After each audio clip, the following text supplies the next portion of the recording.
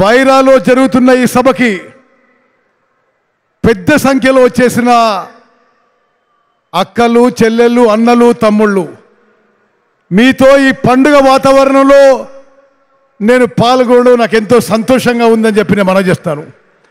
స్వతంత్ర భారతదేశ చరిత్రలో 77 ఏళ్ల చరిత్రలో ఏ రాష్ట్రంలో ఎక్కడ కూడా రైతులకి 2 లక్షల రూపాయలు రుణమాఫీ కాలేదు. ఈరోజు తెలంగాణలో కాంగ్రెస్ ప్రభుత్వం రేవంత్ రెడ్డి గారి నాయకత్వంలో 2 లక్షల రూపాయలు రుణమాఫీ కావడం ఇది దేశ చరిత్రలో నిలబడే విషయం చెప్పి మనం చేస్తాను.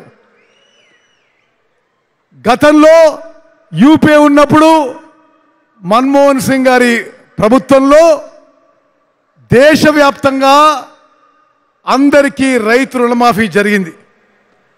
ఆ తర్వాత ఇప్పుడున్న కేంద్ర ప్రభుత్వం ఒక్కసారి కూడా రుణమాఫీ చేయలే. గతంలో ఉన్న బీఆర్ఎస్ ప్రభుత్వంలో 1,00,000 రూపాయలు రుణమాఫీ అని ప్రకటించి 5 ఏళ్ల పాటు సాగదీసి రైతులను మోసం చేసిన వాళ్ళని గమనించండి. ఈరోజు తెలంగాణలో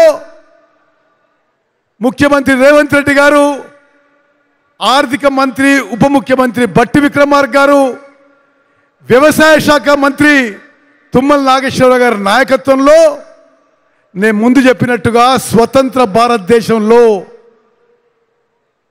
ఈరోజు తెలంగాణలో రైతుల విషయంలో చరిత్ర సృష్టించబడుతుంది. ఈ రోజుతో ఇచ్చిన మాట నిలబెట్టుకొని కాంగ్రెస్ పార్టీ కాంగ్రెస్ ప్రభుత్వం 2 లక్షల రూపాయలు రుణమాఫీ చేయడం ఇది ఎంతో సంతోషకరమైన విషయం చెప్పి నేను మనవి చేస్తున్నాను. ఇది మొదటి విషయం అయితే